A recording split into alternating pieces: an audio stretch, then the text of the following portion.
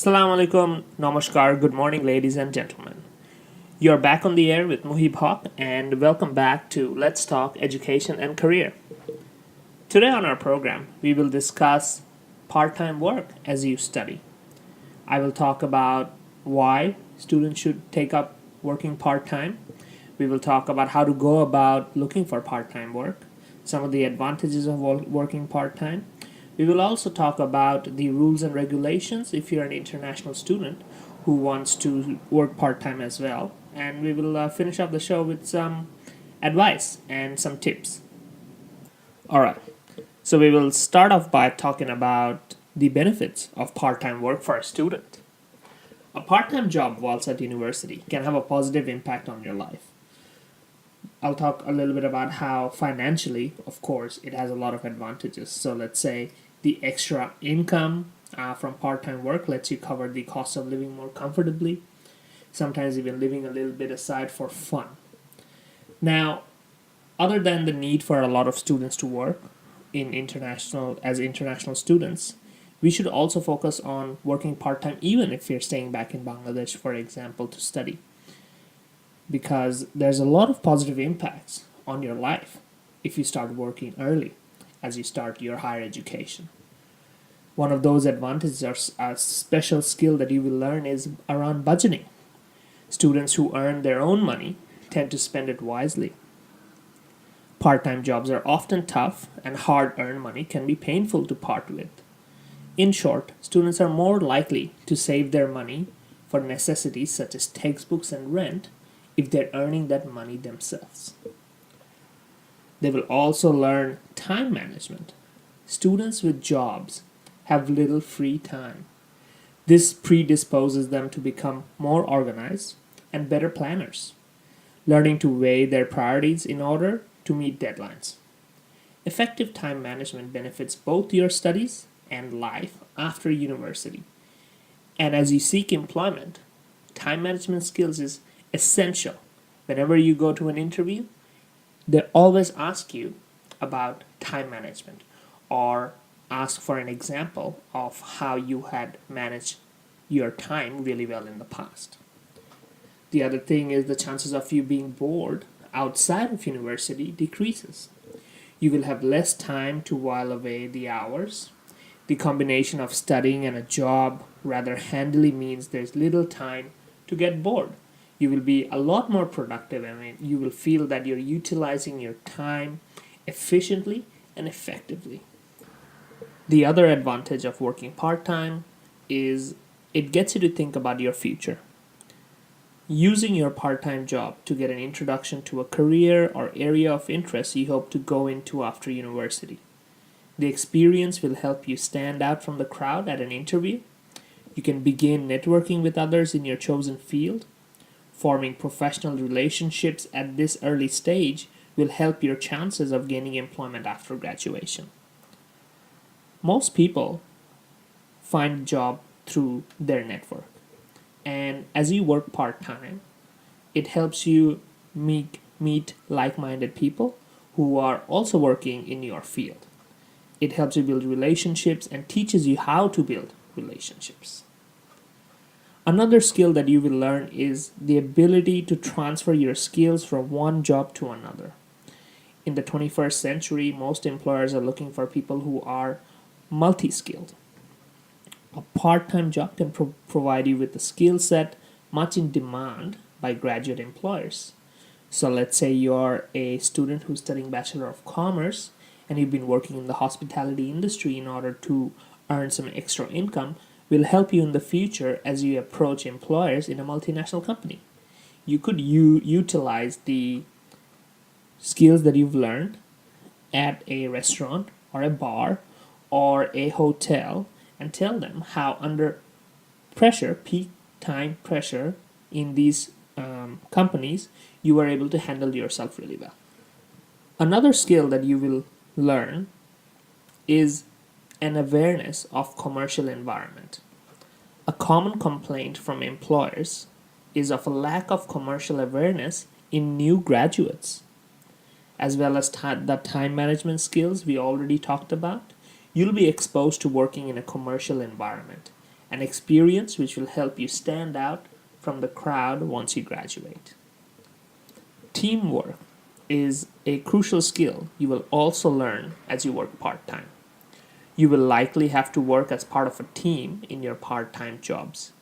This will equip you with the skills needed to work with people of varying personality, very much like the people you would work with when you reach your professional career, because you'll have a diverse range of people to deal with, to work with.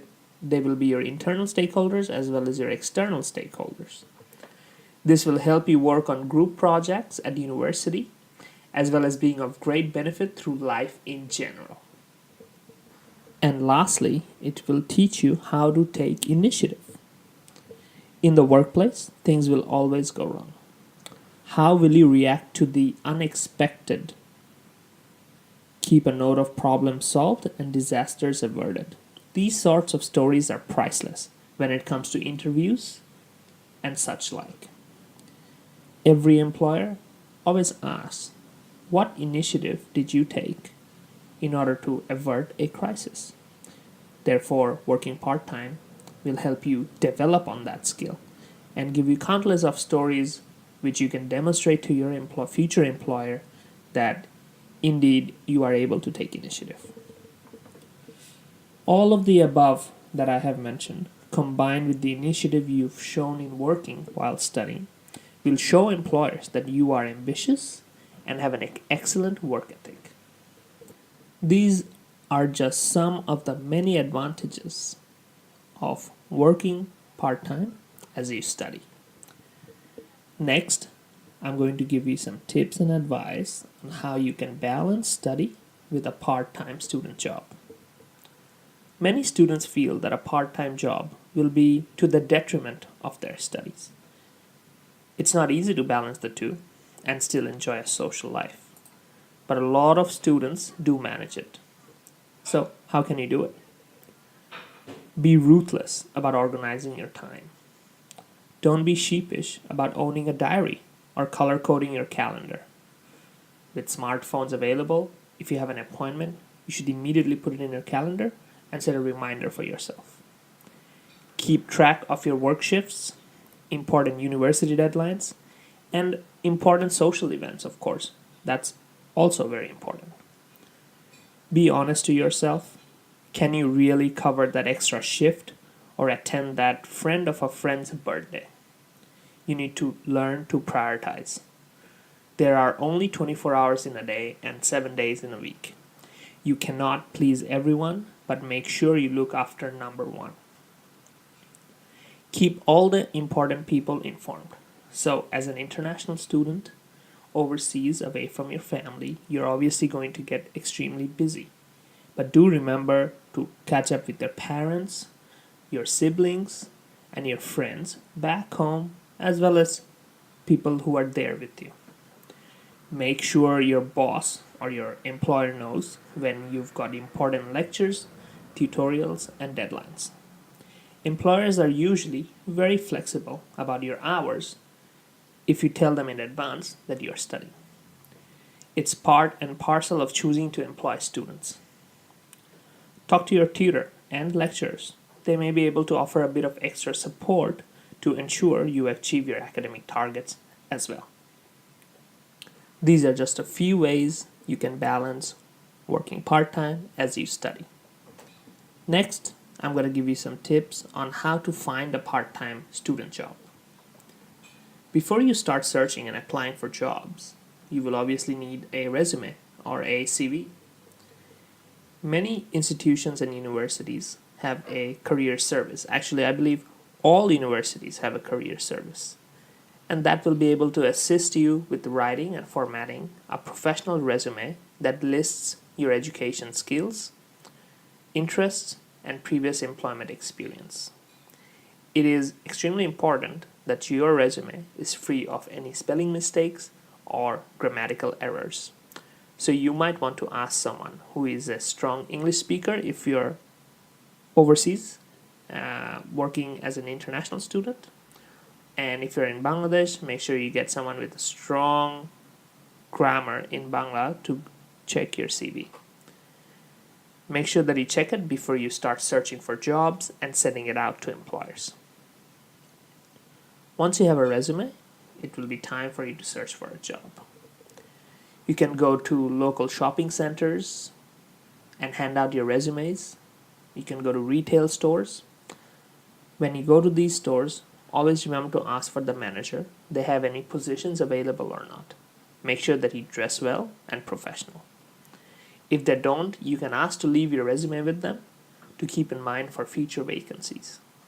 It is important that you wear nice clothes to make a good first impression. You can search the career section on employers or industry website to find for vacancies. Many of these websites will allow you to apply online as well. If you're in Australia or in Canada or in the UK, you should be able to use country-specific job search websites to search for part-time jobs in your area. Like in Bangladesh, they have BD Jobs. In Australia, there is Seek My Career and Career One. I'm sure in the UK and in Canada, there are equivalent ones as well. Your institution or your university might also have a career service that can put you in touch with employers or have a search page for jobs on their website that also lists available part-time jobs. You need to get out there and meet people. There's a lot to be said for dropping into shops and restaurants to ask if there are vacancies. It can serve as an opportunity to make a good impression, and who knows, perhaps they might even make a vacancy for you if you have made a very positive impression. These types of activities also give you skills that you can use later on once you graduate as you approach professional employment as well. Another advice, and this is my last advice on how to go around looking for jobs, would be look for holiday jobs well in advance. For example, if you're overseas in Canada or in Australia, look for Christmas jobs well in advance. If you're in Bangladesh, look for Ramadan and Eid jobs well in advance. Naturally, the retail and hospitality sectors become extremely busy during these holidays, and many businesses will be looking for extra staff. Also, these types of jobs are a great way to learn skills in a very short time because they usually employ you on a contract for 2 to 3 months during the extremely busy period. Now, there are many different ways to enter a job market, especially if you're an international student in a new environment and you would like to gain casual employment. You can, of course, look for paid work in a range of industries. For example, retail.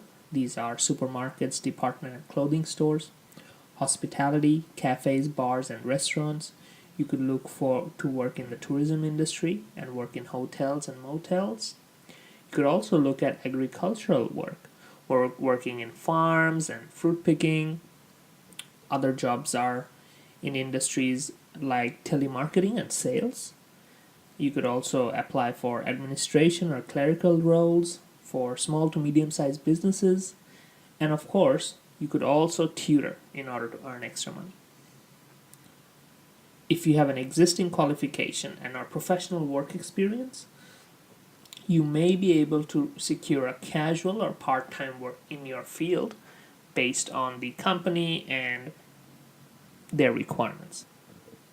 Two other great ways of entering the job market or acquiring relevant skills is to do a unpaid internship. This is a great way to get exposure to the professional, financial, and creative industries. Learn more about getting an internship on the internships page in the education system section of your university's website, and utilize the career service as well.